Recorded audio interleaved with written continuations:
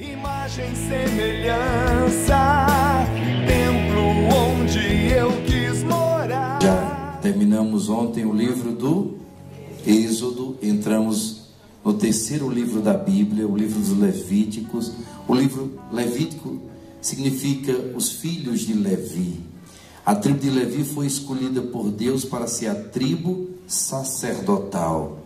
Era a tribo de onde saíam as famílias sacerdotais, e a família também dos levitas era a família dos que eram responsáveis por todo o culto no templo de Jerusalém.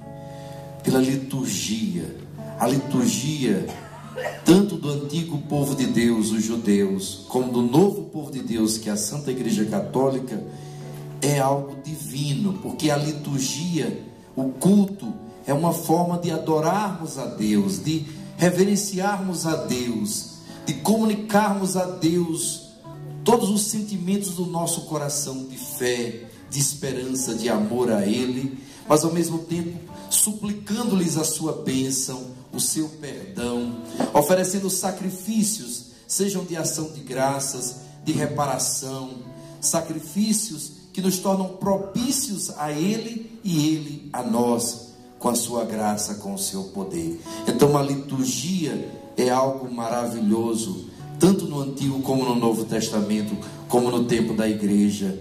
E hoje, não por coincidência, mas por providência, é o dia daquele que é o liturgo, é o homem do culto, é o homem da liturgia, é o homem que é essa ponte, o sacerdote, o pontífice, essa ponte entre o céu e a terra.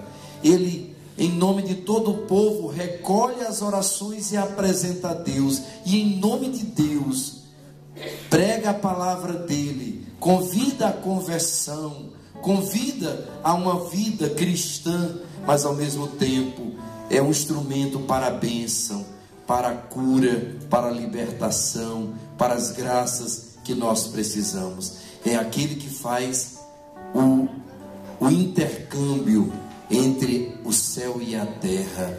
É aquela pessoa escolhida por Deus, homem como todo homem, criatura humana, pecadora, mas que revestido de uma autoridade, como um juiz. Veja, no mundo jurídico, por exemplo, um juiz, ele pode ser uma pessoa muito fraca, muito frágil, mas se ele foi capacitado, se ele passou num concurso público para juiz, ele está ali julgando, o julgamento dele é válido.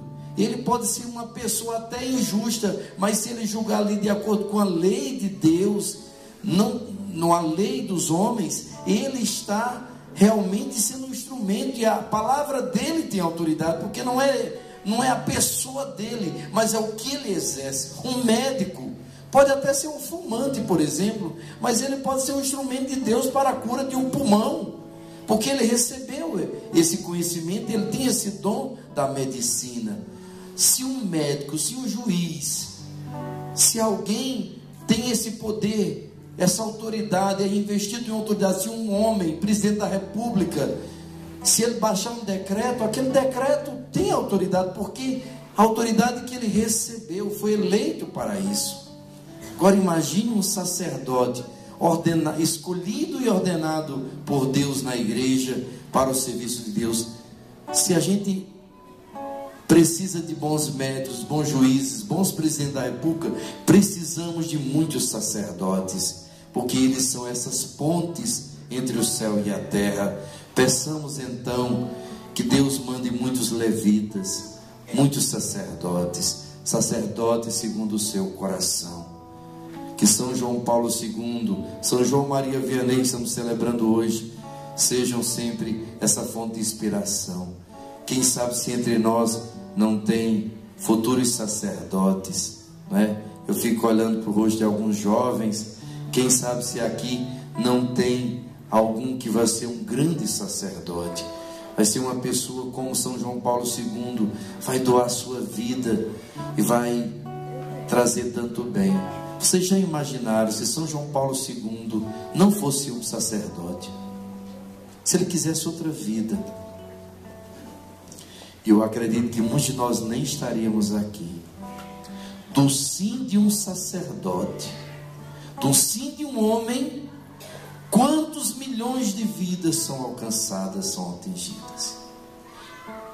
O que Deus fez na vida desse grande sacerdote, Ele pode e quer fazer na vida de muitos na igreja. Se você foi criado para ser um sacerdote, se você sente lá no seu coração um desejo, não tenha medo. Quero dizer também às famílias, uma das maiores honras e alegrias de uma família é ter um filho sacerdote.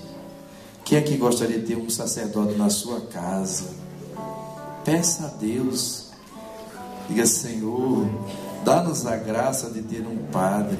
Se não foram os filhos, quem sabe os netos, os sobrinhos, os afilhados. Reze, não influencie, reze, peça, suplique a Deus.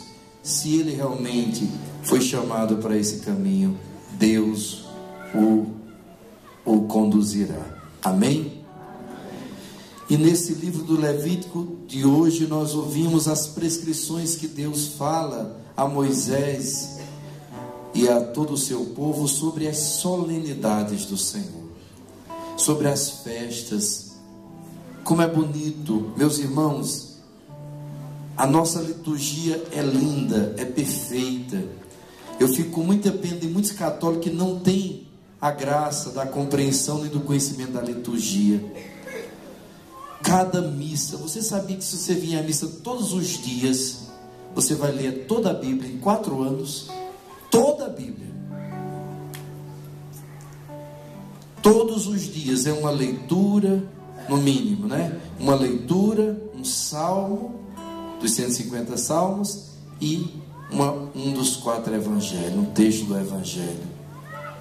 No domingo, ou solenidades, ou dia de festa, são 2 leituras, geralmente uma do Antigo, outra do Novo Testamento, e a palavra de Deus, e depois a Santa Missa, o culto, a presença de Jesus, a certeza que nós somos alimentados por Jesus palavra, mas por Jesus Eucaristia, Jesus pão do céu.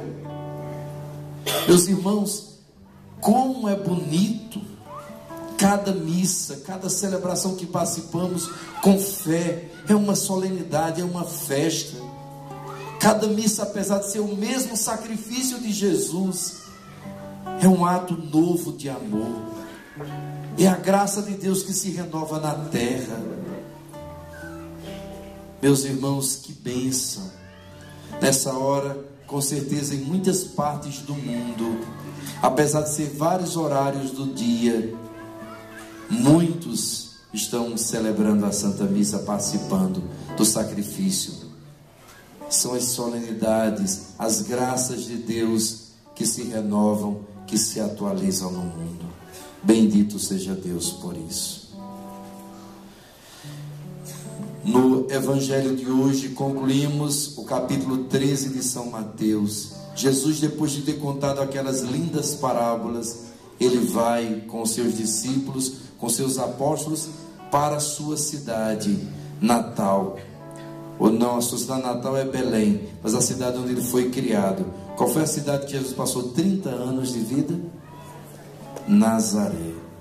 Chega, para onde Jesus vai?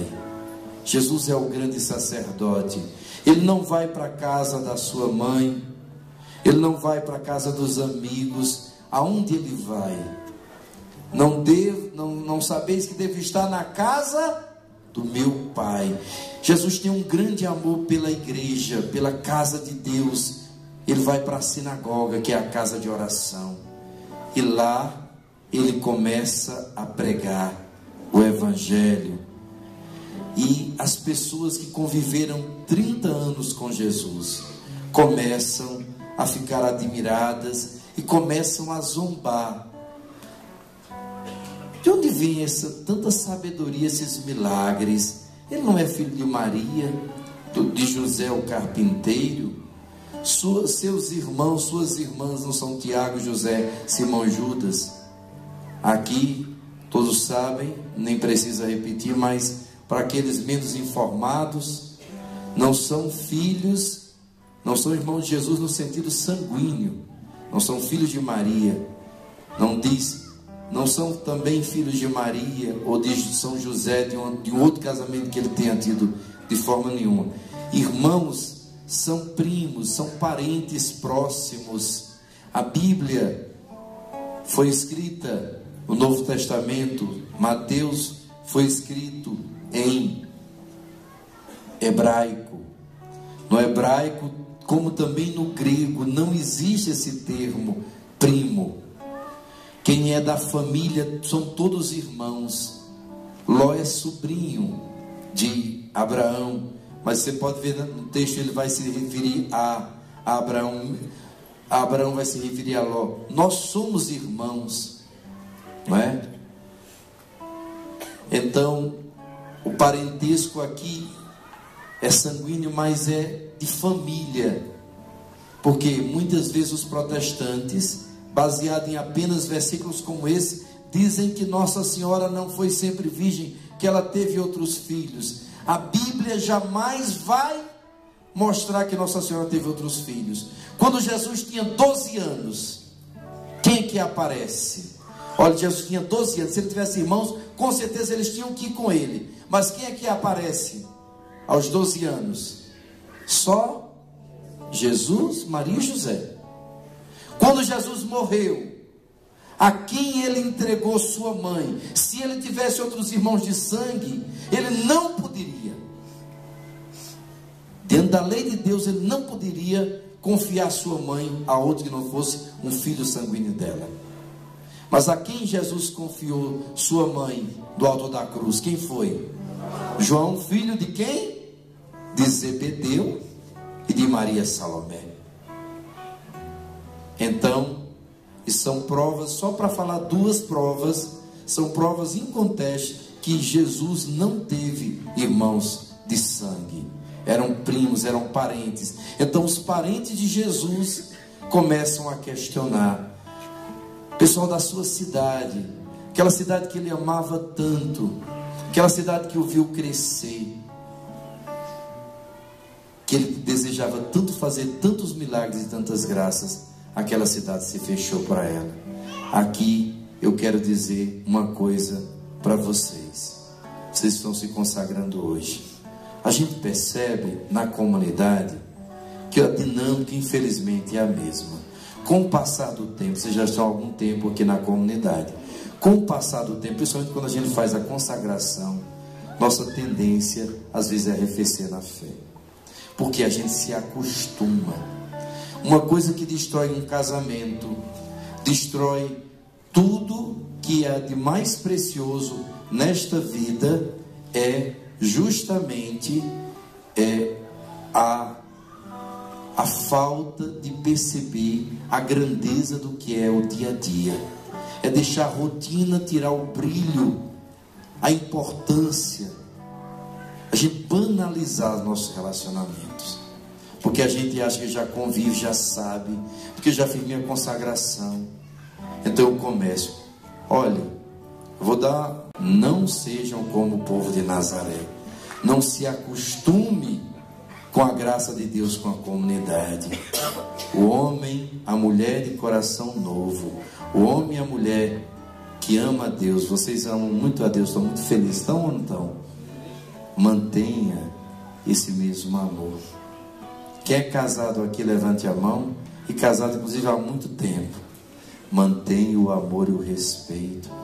Não deixe seu casamento se tornar uma banalidade. Sabe? Quem aqui tem o pai e a mãe vivo, levante a mão.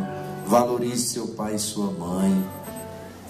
Porque talvez você não valoriza hoje, mas quando eles partirem, quando você os vir dentro de um caixão, você vai ver o que é um pai e uma mãe, e que falta eles fazem.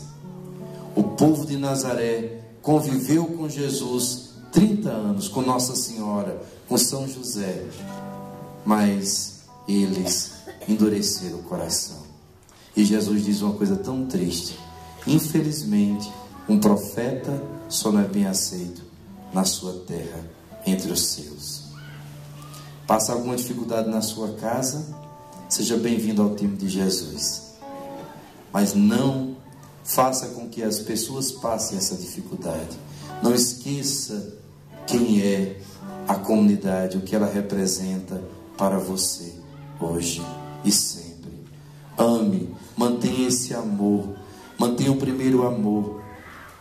Acho lindo nas cartas do Apocalipse, quando o Senhor quer renovar todas as coisas, a primeira coisa que Ele diz à igreja, a primeira, todo o coração de Jesus, que vocês têm que evitar, que todos nós temos que evitar, é uma só. Eu conheço as tuas dores, seus trabalhos, sua paciência, eu conheço a sua perseverança. Você não pode aceitar gente falsa, gente dissimulada. Eu sei o quanto você tem trabalhado e sofrido por mim, mas eu tenho contra ti que você arrefeceu o seu primeiro amor. Como é triste.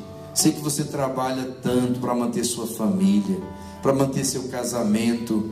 Eu sei que você doa a vida, daria 1000 vezes a vida pela sua família, pelo seu marido, pela sua esposa. Mas tem que ter cuidado, porque às vezes até nesse afã de ganhar dinheiro, de sustentar, de se preocupar tanto em trazer o bem-estar para a sua família, você só dá matéria. Daqui a pouco você se cansa e você não formou uma família, você não viu seus filhos crescerem.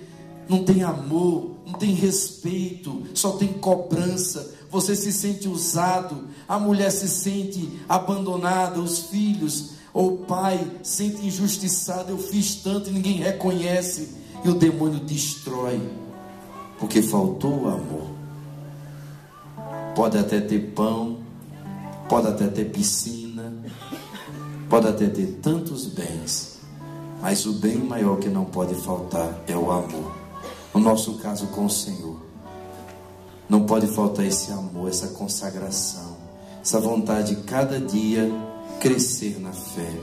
Olhem para o exemplo de São João Paulo II.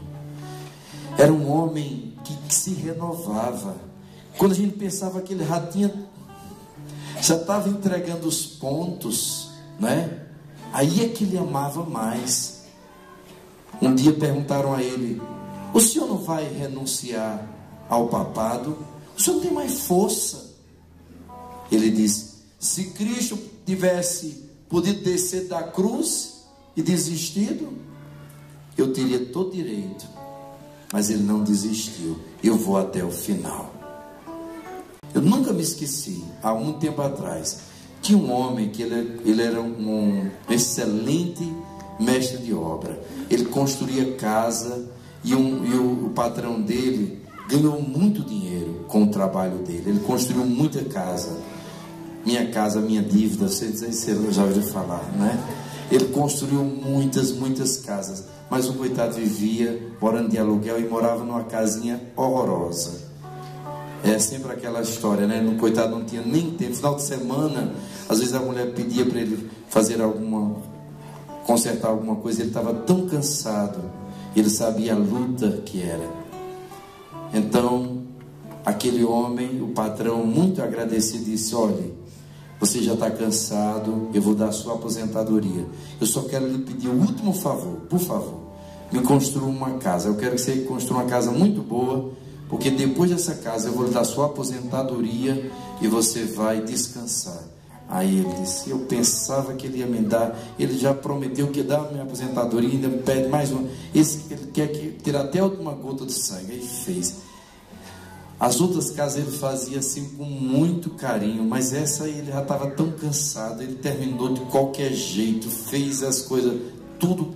Aí o rapaz disse: mas já terminou a casa, né? Dessa vez eu fui muito rápido, porque eu estou louco para me aposentar. Está aqui a chave, como eu entreguei todas as outras. Não, essa é a sua casa. Eu pedi você construir a casa que eu vou lhe dar de presente a você. Aquele homem quase que morreu. Você está construindo sua casa. Sua consagração é sua vida, é sua eternidade. Você está construindo o que é de mais precioso, você vai levar para toda a eternidade. É a sua família, seu irmão, é a sua família. Coloque amor. Mas eu estou cansado. Você está construindo a sua própria felicidade. Não estrague.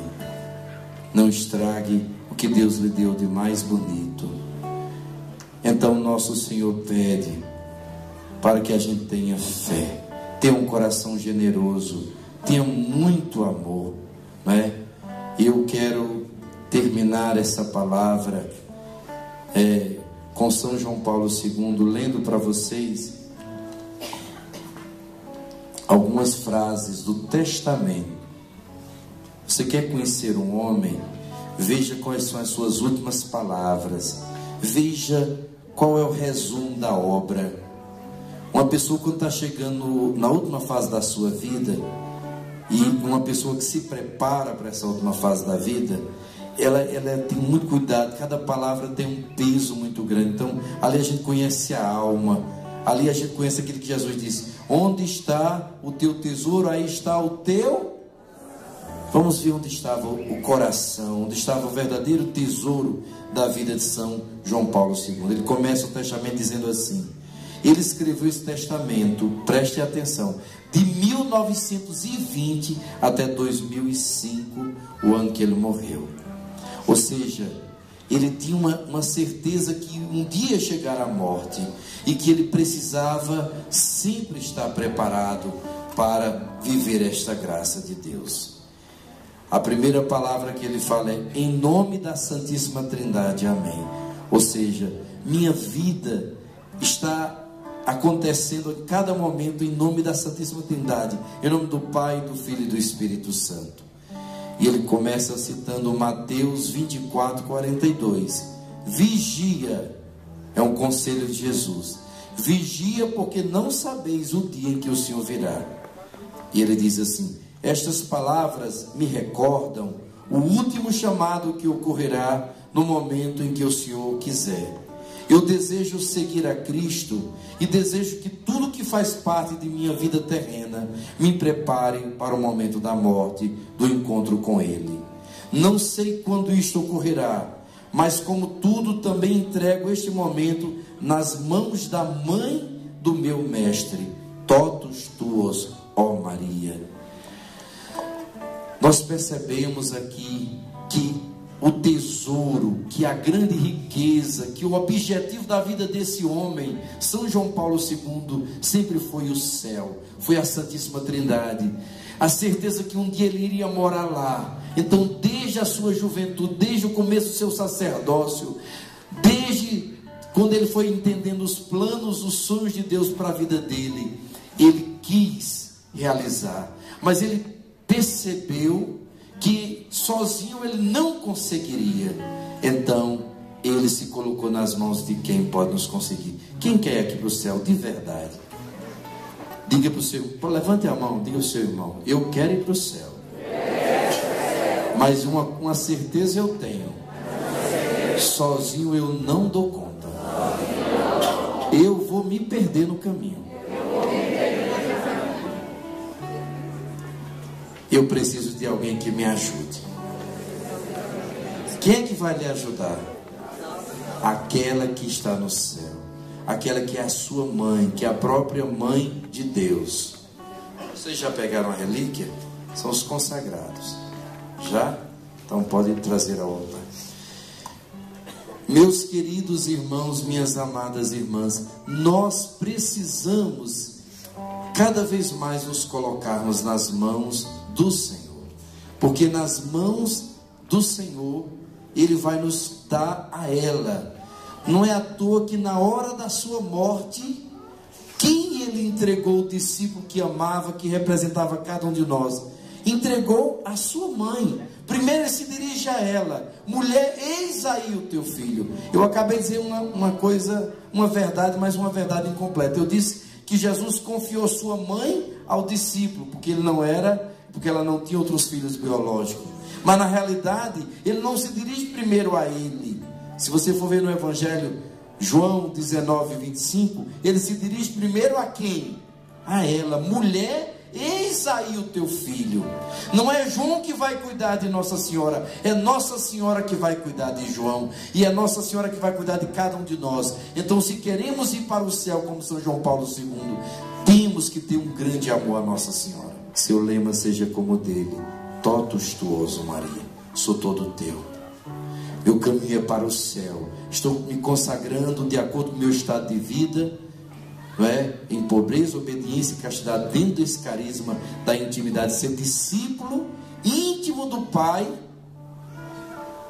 como Jesus, ser discípulo íntimo do Pai, para refletir no mundo, pela força do Espírito Santo, o esplendor dessa glória de Deus. É uma vocação trinitária. Ser como Jesus, discípulo do Pai, ser discípulo de Cristo, íntimo do Pai, para refletir, pela luz do Espírito Santo, a sua glória neste mundo. E isso tudo só acontecerá pelas mãos de Nossa Senhora. Que ela ajude cada um de nós, como ajudou São João Paulo II. Se entregue nas mãos de Nossa Senhora. Caminhe para o céu. E é pelas mãos de Nossa Senhora. José, esses sim, passaram 30 anos. Foram os 30 anos mais felizes de suas vidas.